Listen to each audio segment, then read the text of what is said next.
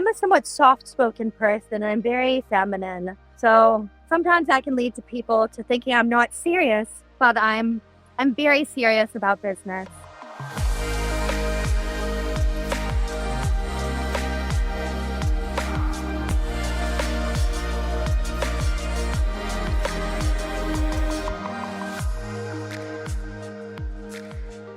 Welcome back to On the Horizon. This is Melrose Michaels. I am your host, and I'm here to share what's worked for me in building my adult creator business to try to make building yours just a little bit easier. Let's get into today's episode. Today's guest has gone from body paint at the Playboy Mansion to boardrooms behind the scenes. From stripping in Vegas and posing for Playboy Check to producing and leading one of the most iconic adult platforms in the world. Marina Valmont is proof that you can be the talent and the power behind it. But what does it really take to be taken seriously when you come from a sex work background? What happens when you're saying no ends up being your biggest business move? And how do you keep evolving when the industry keeps shifting beneath your feet? This is something I'm sure all of us can relate to. So stick with us because this conversation is about to go way beyond just the highlight reel. Marina, thank you so much for taking the time to come on and speak with us today. Thank you for having me. It's a pleasure to be here. I've always admired your podcast, and I really enjoy the platform and community you've created.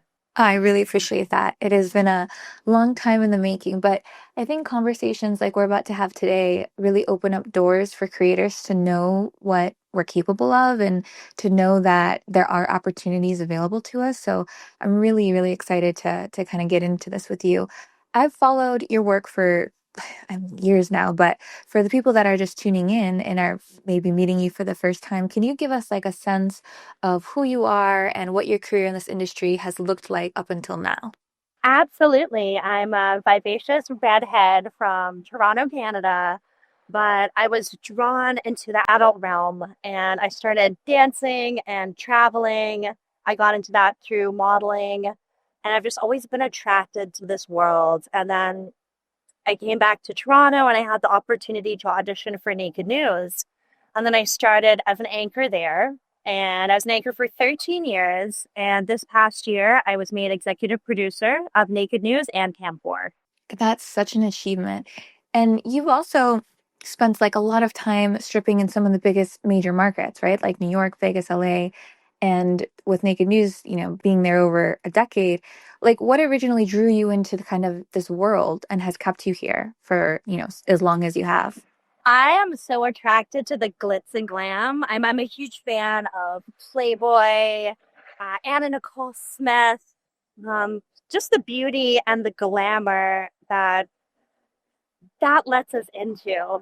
So I also really love the empowerment and the confidence and power you feel when you're on stage with everyone's eyes on you.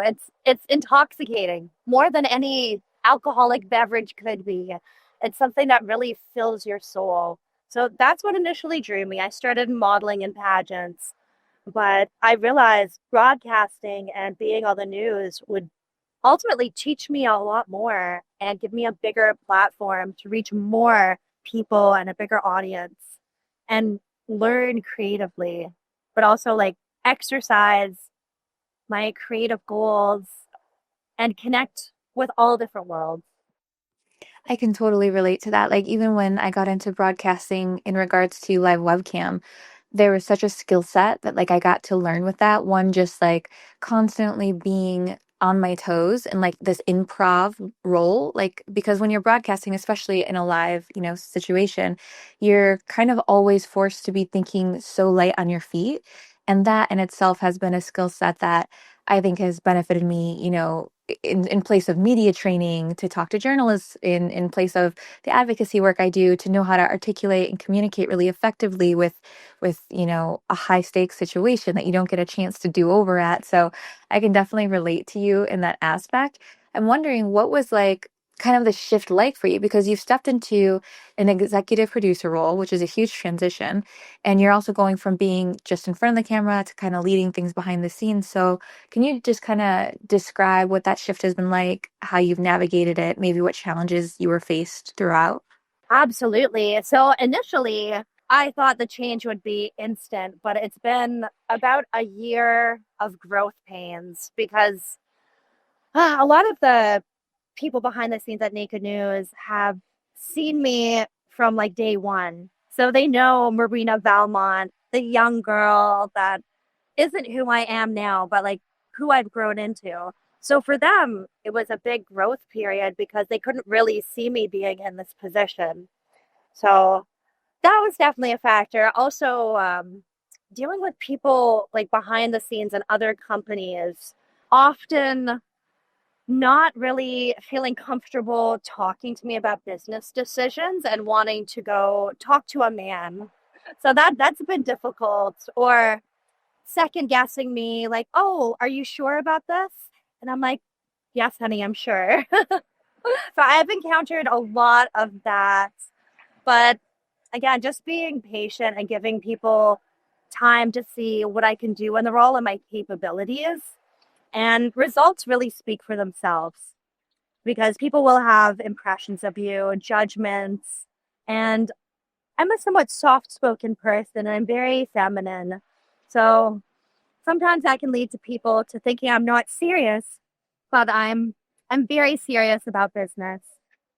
You know, something that you said stands out to me because I have also had a shared experience, like obviously coming from a creator role and a performer role myself, mainly from webcam space and then doing all the rest of the things that come along with this work, the phone sex operating clips, fan sites, whatever. Coming from the performer space and trying to have these conversations with other executives, whether that's like at a B2B conference or whether it's on a meeting, a Zoom call or what have you. Like I've had the shared experience of them looking to either my co-founders or my partners to have a conversation instead of to me, who is actually the decision maker on the topic. But I've also found, and this is a newer experience, and this is like maybe one that caught me by surprise, is that when I have these male partners in business who are all extraordinary, like I could never say enough good things, they have found, and this has been feedback I've gotten from them, that I almost don't always step into my role as strongly as I should because I will kind of look to them for validation, which I feel like is a almost a result of people not taking me seriously or like not taking me as a decision maker. So now in this dynamic of working with partners in business, I almost like as a fallback or as like a mechanism resort to looking to them to validate my idea or looking to my partner to, say co-sign this idea so we can go and execute on it. So I find it's like there's almost been this double-edged sword of my experience. There's the experience where I wasn't getting taken serious as an executive and my decisions or voice wasn't being heard. And then now internally inside my own companies, I almost seek validation because I'm so used to not being taken seriously. It's such a funny, double-edged part of the executive roles or the leadership roles, I feel. Yes, I noticed the same thing. I even had someone say to me once, I'm like, oh, I'm executive producer of Naked News. And they kind of smirked at me and they're like, oh, does that say that on your business card? And I'm like, yeah, here it is. Wow. But but yes, I definitely lean on people behind the scenes, my producer, and yeah, sometimes I do require that validation that I am who I say I am and my capabilities. Yeah, I think and that's something to like I think maybe with more time, like I'll learn to navigate better myself, but it's interesting and it's like validating to hear that you've also shared that experience even just for me because that was when I was like, "Oh, I didn't expect that I was actually I had a like almost like a shortcoming here, but like a default mode because I was so used to this outcome that I deferred to it myself internally." It was so odd. Um, when for stepping a little bit back and zooming a little bit back out, when you were first stepping into this kind of leadership role, and maybe it didn't automatically mean being treated like a leader, has that dynamic played out for you beyond just the business side of the industry? Like when it comes to being taken seriously, I feel like for me, at least, I'll speak for myself, there's a little bit of that inside my identity as just being a woman. And then there's a little bit of that inside my identity as being a sex worker. And there's a little bit of that inside my identity as being an entrepreneur. So I'm wondering if, in terms of stepping into leadership and maybe not being seen or treated like a leader, if you found that it's happened outside of just business in that specific role for you. It has, but not as much in a business role. I find that people often tend to underestimate me because of my lack of formal education. They don't necessarily see my 20 years in the sex industry as valid experience. And some people do undermine it, which is really sad because this kind of job teaches us so many things. We're making connections, we're building community, we're talking to the fans, we're editing, we're posting, we're navigating all the rules and stigmas we face online. And that makes us incredibly strong people. But society and their judgments, and yes, there are a lot of great men behind the scenes in the sex industry, but they have those preconceived notions. And I feel like I'm almost breaking a glass ceiling and helping people see that creators can be leaders, and that our skills are valuable. Yeah, I love, love, love that you brought up this piece of the topic because the skill set is such an I guess less, not so commonly spoken about part of this because when I go into a business setting, like I understand, like I'm not walking in there with an MBA and I'm not coming from, for our product GPT's AI, for example, like I'm not coming from a Silicon Valley technical background.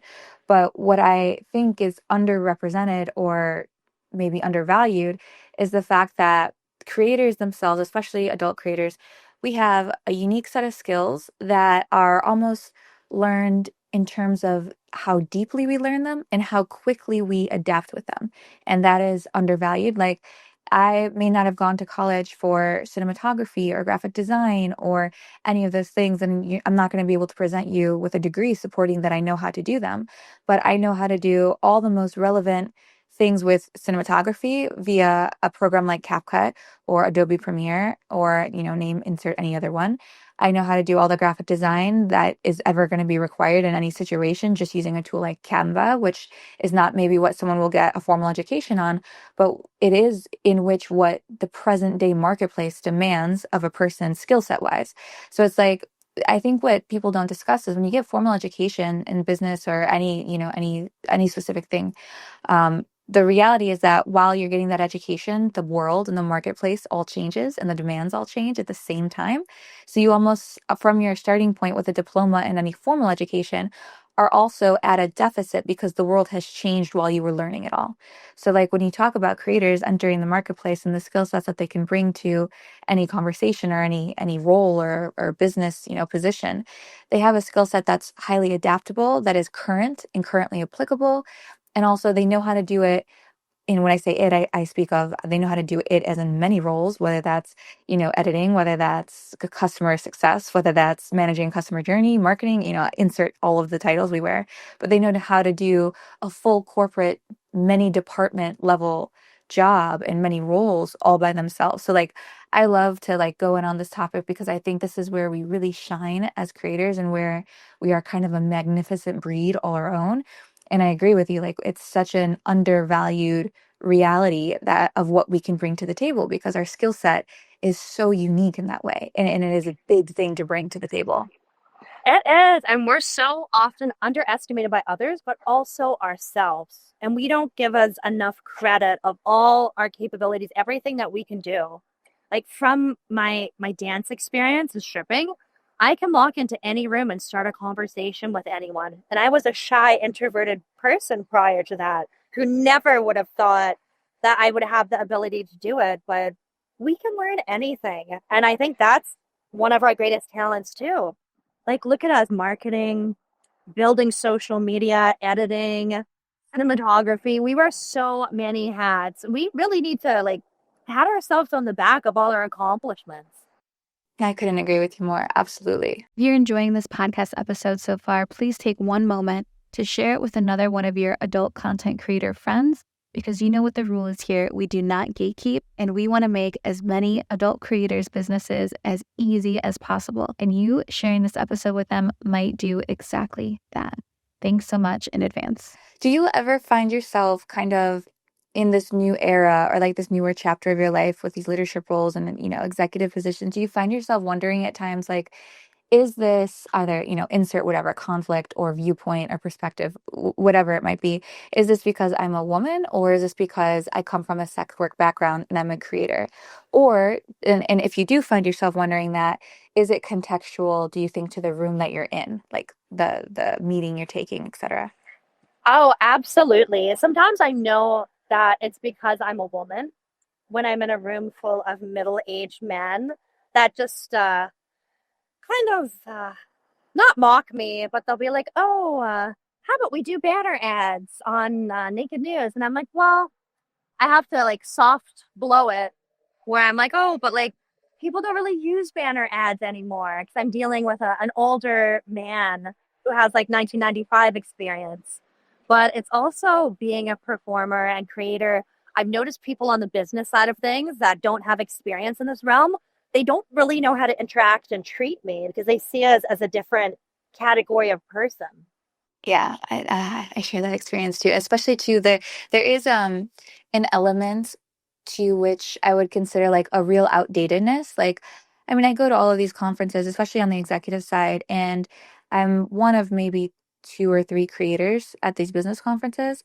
And while I'm just happy there's any of us there in general, I do find that a lot of the conversation is centered around things that used to really work in our space that don't necessarily apply in present day. People trying to run marketing campaigns through email lists, or people trying to run banner ads and solely only have that for traffic. Like, I find that a lot of these conversations that really don't even need to be had anymore because they're not effective are still being had. And when you insert a newer, maybe, younger to them voice on the topic, it almost doesn't get taken seriously because either you're young or you're a woman or you're, a former performer or current performer. So I can see exactly, like I can imagine that conversation as you describe it because I've had it myself so many times. And they get so skeptical. They're like, well, this worked like 10, 15 years ago. Why wouldn't it work now? And they don't seem to understand that I'm coming from a place of experience, someone that has built up multiple social medias and navigated the whole scene. But, hopefully with more conversation, we can change this. Yeah, I totally agree. I'm wondering if there has ever been kind of a moment for you where you've had to really advocate for your own authority. And if you're comfortable sharing the context around like what that moment looked like and what was said to a certain degree, I would just love to know because I think when creators are crossing this threshold of going from I'm a creator performer and I work for myself and manage my company only to stepping into additional roles where maybe they are in business with someone else or co-founding a company with someone else, or they're, getting absorbed into some of these massive companies, like to your point, like a Cam4 or Naked News. There's going to be a time where you really have to advocate for your own authority and your own voice. And I think when creators can hear stories of this and examples of how we've navigated it ourselves in the past, it kind of gives them a roadmap, I guess I would say, on what they can do to advocate for their own selves in that situation. So, without naming names, I was invited to participate in X3 LA last year, and I declined because the company didn't really understand what executive producer was and how it would work at an event. So, their idea for me was to be the booth mom. And I'm like, oh, um, here's an alternative plan. They ended up rejecting. I stood by my guns and I'm like, well, if we can't do this in the way that I see it, then I'm going to have to say no. It's a no for me, but please come back and talk to me. So that ended up with not talking to that person for several months. But then now that they talk to me with respect. And sometimes that means you just have to say no and be silent to people. Never be rude, of course, always be polite, but like stick by your principles and say like, no, this isn't how I see myself. And if I actually go through with this, I'm going to be diminished in the eyes of my peers. So yeah, that was one of my learning curves there. But I'm glad I experienced it. And sometimes saying no will gain you more respect than saying yes. Oh, this is such a beautiful segue because I wanted to talk about kind of boundaries and the power of saying no because I share this where especially, and this is why I wanted to highlight, a story from you because I find similarity in my experience, whereas like you may say something say no to something early on that felt like an opportunity, and you might try to, propose a different route or a different way of collaboration, and it still ends up being a no in the short term. But down the road, in the long term, either that person responds to you differently because they now respect you in a more executive leadership role, or they come back to you at a later date with a better collaboration opportunity because they now respect you in that role. So, like, every no now can often lead to a lot of the right yeses later, but you have to be willing to your point, like, make that sacrifice in the short term because you have to draw that line in the sand that your idea is valid, you think it would perform better, you're going to stand by it, and also you need to be taken seriously. So, I like that you were able to share that with us because there is such a power to saying no. There's a tremendous power in saying no. I think no is one of my favorite words because I've seen movies. I think it was Yes Man with Jim Carrey. And saying yes to things is great, but saying no to things that don't serve you, that don't work for you, that will make you uncomfortable, diminish you, or just not go with the future version of yourself, just say no because you can always revisit it later. But if you say yes, you can never go back in time and take that yes back. Yes, and so this is a great distinction to make too because for one, I love that movie Yes Man with Jim Carrey, and also I follow if you've never seen it, and this is not sponsored obviously, but if you've ever seen a channel on YouTube called Yes Theory, I love it. They like go all over the world on these epic adventures saying yes to real moments in time that lead to amazing, beautiful outcomes. So I really believe in the beauty of saying yes and being open to things for sure, but at the same time, saying no, and this is how I position it and reframe it to myself now, but saying no to things is saying, like, the things that are offered to you or the seemingly opportunities being given to you, saying no to those things are also saying yes to the thing you really want. So, like, even though I might be saying no to your example, like this, the way the booth mom thing at X3, what I'm saying yes to is to being taken seriously in a different way in the future, or I'm saying yes to a different opportunity that will come in place with this one. So, like, I kind of frame yes and no almost in the same light, just from a different side of the coin or like a different side of the same conversation. Because I think the more things you say no to that you know and feel aren't for you, that's you saying yes to yourself. And I think that is so important. I was just going to say sometimes saying no to someone is saying yes to yourself, and you are the most important person in your life. You determine your own happiness. So if something's going to make you uncomfortable or you're not ready to live with that decision 10 years from now, just say no. The opportunity will still be there, even if people make you think that this is a limited opportunity. No, it's still going to be there. You're only going to gain more experience in the meantime. Absolutely. I think that especially for creators who are, maybe newer to taking on these leadership roles or executive roles or just stepping outside of their own personal company as a creator, that saying no can be really scary because it does feel like, oh, this is my first big opportunity, or maybe I'll never get a chance like this again. Or, if I say yes to this thing that maybe I don't think is a really good fit, maybe I'll meet some people and that will help me down the road. And, maybe that is true. You really don't know unless you take the opportunity. But I think those feelings or that sentiment with creators can often get them stuck in that, like, wanting to say yes to things that aren't for them spiral, or like a people pleasing spiral. And they'll say yes oftentimes to things that won't really serve them logically if they took the time and really thought about them intentionally. If you were to give advice to creators that, are struggling with saying no, when they really believe it's not for them, when they really know it is a no and it's not a yes for them, what advice would you give them on being able to have the confidence to articulate that? Because that can be really hard, especially early on. Well, if it's in person, sometimes you can't say no because someone will make you feel pressured or uncomfortable. So what I always do is, oh, I have to run it by my team. I have to process this and think about it. I have to see if this fits in my schedule. So it's not a no, it's a maybe. I know it's a no, but they don't know it's a no. So I can walk away safely without feeling pressured. Also, like, saying no through email is 20 million times easier than saying it in person. So if that's what you need to do, write it out and just delay that verbal conversation to an email, and that will help you tremendously. I think that's excellent advice. I've followed that many times myself, especially when I wasn't in the most comfortable situation. So yeah, I would double down on that myself. Absolutely, I still do that in times when it makes the most sense for me in the situation too. So I couldn't agree more. On top of all of what we've discussed so far, I do feel like, at least from the community and the feedback I've gotten from creators, there is a bit of a weird moment we're in right now where, profits are a little bit down across the board for the average creator. And it can really mess with their head, especially when, your brand is your body or your appearance and identity is so tied up in the work you do. Have you ever had to kind of navigate that kind of pressure or self doubt, either as a creator and performer or as someone in business as well? Definitely, as a creator and performer, I suffer from anxiety and depression, so I can definitely get in my own head.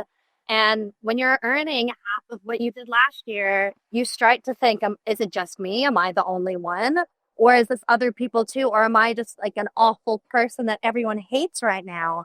And that's when you have to reach out to a friend, reach out to the community and talk to them and realize, like, oh, it's top performers too. It's not just me. So, of course, it's going to hit me even harder as a less popular performer. Yeah, I relate to you. I think, and that's what the part of the beauty I've come to really love about like our little space on the internet with CEO society is that you have such a, well, one, a closed space that's private, just creator only, where you can be like, hey guys, I'm doing way worse this month or this year or this last 6 months.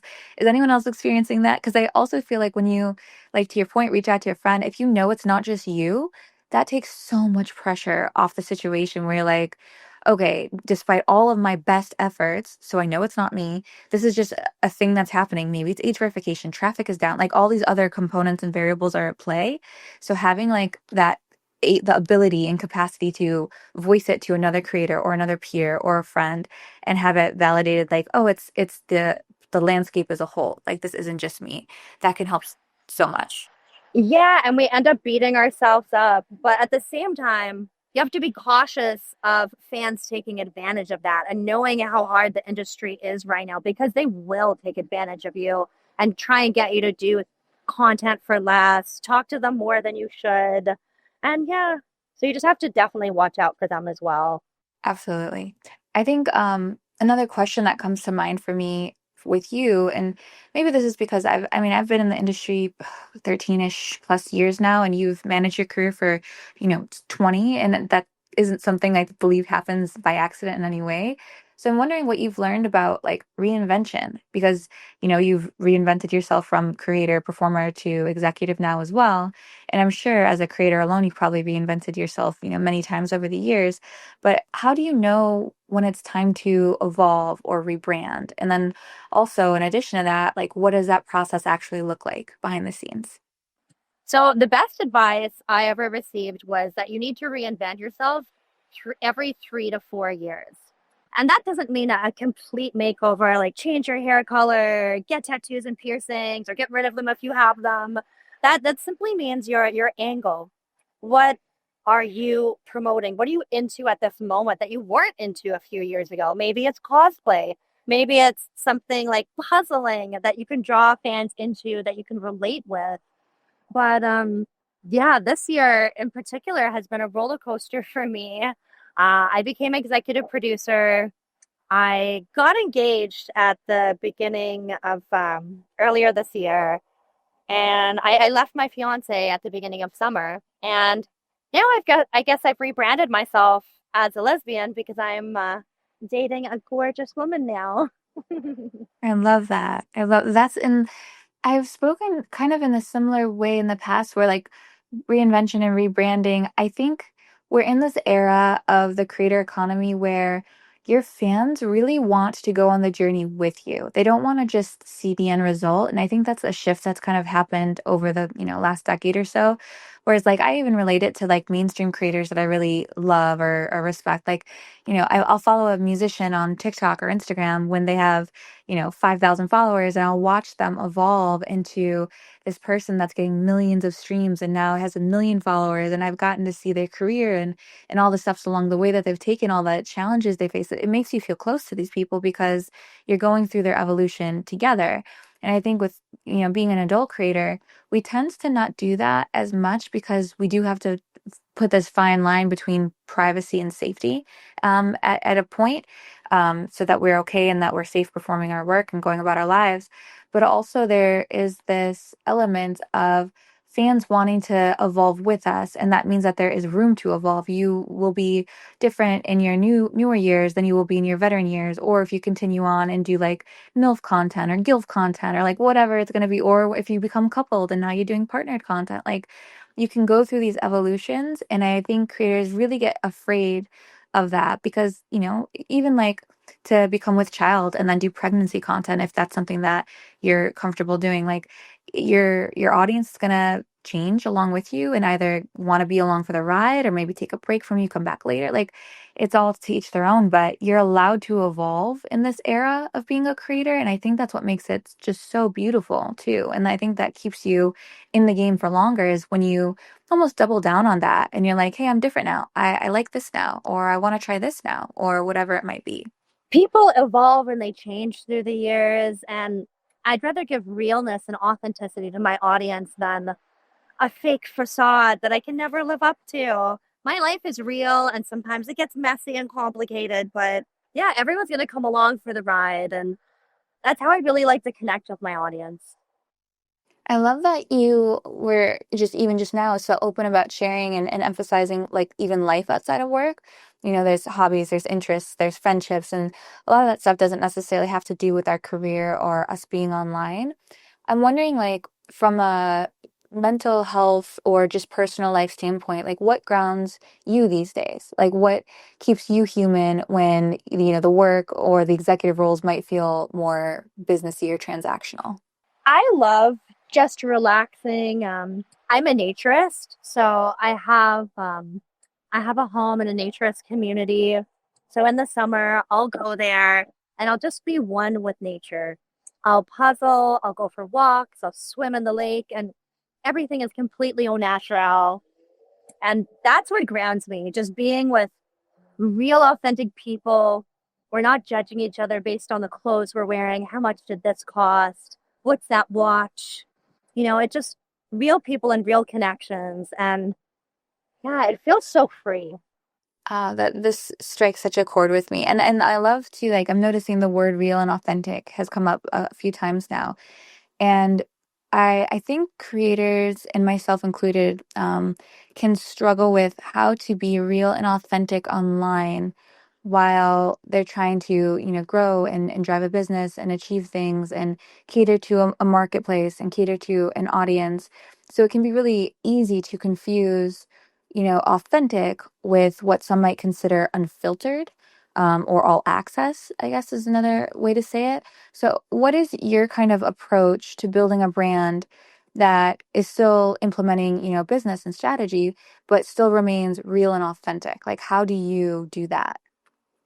Well, at one point in my career, a few years ago, I almost got confused with who I was as a person versus who people wanted me to be. And that's when I knew I had a problem. I'm like, okay, you're working too much. You have to figure this out. What gives you joy? How can you pander less to people, less people pleasing, and be who you are? So I don't know. I just started talking about the things that gave me joy, be a little less sexual, but still sexy, but putting it on a lot less. And it led me to feel like more connected with myself and not lost anymore. You know what I mean? No, I definitely relate to that because there's been probably more than one time throughout my career over the years where I'm like, am I like how much of what I'm, I guess, putting out online or what I'm showing the rest of the world is completely me and not just a, more skin smooth or more um, politically correct or more toned down or toned up energetically like version of me. And I've had to step back and like really sift through like, okay, this is who I am. This is how I feel about topics. And I can show a certain percentage of it. And I think this is where, I've struggled in the past is just like, deciding how much gets shared online and how much stays private. Because in our brands as adult creators specifically, we're building brands around intimacy. Share your fantasies with me and tell me what you want to explore and you're safe to do it here where maybe you don't have that safety elsewhere. So it can be really hard to know where the line is on how much to share versus how much to keep private. How do you navigate that? I share as much as I can. The one thing I will never share, which I haven't learned the hard way, but I've had friends learn the hard way, is never share my location, never post where you are when you're there, because that can be a really scary thing. But yeah, also not sharing my political views because I know that it's a rough political climate. So that's gonna make someone upset one way or the other. I like to share my opinions on movies, comic books, fashion. Puzzling is one of my greatest loves too. You can't tell already. But yeah, food. Food is commonality. Everyone has different tastes and loves recipes. So it's one of my love languages too. And yeah, I just try and be authentic that way. And yeah, share my life. Not so much share who I'm dating until I know it's a for sure, for real thing. Because it seems like I announced my fiance and then a few months later we broke up. So that was a little embarrassing, but it was very real. No, I think that's good advice. I think there's some topics that are just innately a little bit more divisive, like to your point, like politics is an easy one, religion is an easy one, things like that. So it's easy to steer clear of those things that are just innately heated and divided. And I think the sharing relationships can be really tough, to your point, like sharing things too soon, and it can feel embarrassing. But also, again, you're so accurate into saying, it was very real. And I think so much of this we learn along the way, right? Like you learn from trial and error. You learn from putting out too much, you're not putting out enough, and then you're just like people don't relate to you at all. So like I'm finding as again I grow and evolve, a lot of these questions start to become answered. Where it's like, oh, okay, if I could go back, I may have done that a little bit differently. I may have shared more here or shared less there. Is there something that you think about, kind of going back to the version of you just starting out, like maybe in your early like club days, or maybe pre-naked news, that you would want to tell your younger self or like want to let her know? Oh wow, 100%. I've thought about this a lot. I would go back in time and tell my younger self when she's at the club dancing, be single. Don't date anyone right now. Just don't date. Enjoy life. Maybe even start a little bit younger and yeah, do more research before you go into it. And definitely don't drink on the job. All super good advice. Super good advice. And I'm wondering too, if there's creators who feel stuck or, burnt out or unsure where they're headed, what is one thing that you would want them to kind of take away from this conversation? You are number one. If you're burnt out and your fans are still bothering you and not respecting that, are they really good people to have in your life? If you're burnt out, take time for yourself. Take a day, take a week, take a month, take whatever you need. Because if you continue working through burnout, you're hurting yourself mentally, and it's going to be even worse and even longer to get out of this next burnout you go through. So just take the time. If you need a spa day, go to the spa, go to the park and have like a picnic. Just put your feet in the sand, put your feet in the water, and just ground yourself and go for a walk with your bestie. You know, like friends can help uplift you so much. And sometimes all you really need is someone to say, I see you and I hear you. And I've experienced the same things. You're not alone. We're all in this together. Because sometimes, even myself, I felt completely alone at certain points in my career. Like no one understands. But that can be the farthest thing from the truth because we're not living singular experiences. Every one of us has a commonality in the sex work experiences we're having. We're having it together. I think that's such awesome advice. And also spoken as a naturist, the kidding outside, touching grass. Oh my God, so, so real. I think then before we wrap, I would just like to ask you kind of like what's lighting you up lately? Is there anything new that you're working on, things that you're dreaming about, things you're excited about, people happening in your life or in your content? Like what's going on with you that's really exciting and that you're looking forward to? Well, it's summertime in Toronto, so I am in my full naturist mode. My birthday is coming up in September, so I'll be at Expo Amsterdam during it, which Amsterdam is my favorite European city. I love it so much for so many reasons. But like it's gonna be awesome going there for my birthday and being able to see everyone. get some business done. And I will be debuting and showing off my beautiful girlfriend. She's going to be walking the red carpet with me. So it's almost like a debut of our relationship.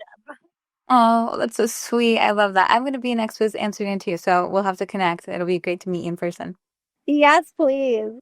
All right, Marina. Thank you just so much for being here and just sharing your story and your honesty and your insight. You know, the leadership and longevity of the power just in trusting your gut is not a common thing a lot of creators learn to do. So, also before we wrap, can you let folks know where they can just kind of follow you, support your work, check out all your successes and stay tuned to what you're building next? Absolutely. On Instagram, YouTube, only, all the places.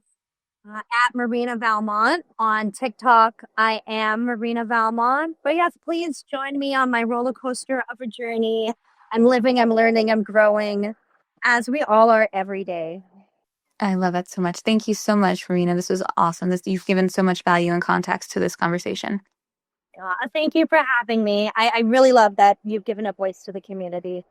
Of course, of course. And if this conversation with Marina kind of has you thinking, I want to be taken seriously. I want to protect my time and lead with confidence and still be rooted in this industry that I love. Just know that you don't have to figure it out all alone or all at once. These are exactly the kind of conversations that we host every week on our podcast, On the Horizon. So if today's episode hits home, make sure that you're following the podcast on your favorite platform or just come join us live on Tuesdays at 1 p.m. CST on Twitter. Thank you guys so much for listening to today's CEO Squad, and we'll see you in the next one. It would be absolutely incredible if you rated this podcast 5 stars and left a little review. We want to get this podcast to as many adult creators as possible, and you taking a second to leave a couple stars and a review really helps us do that. Thanks so much.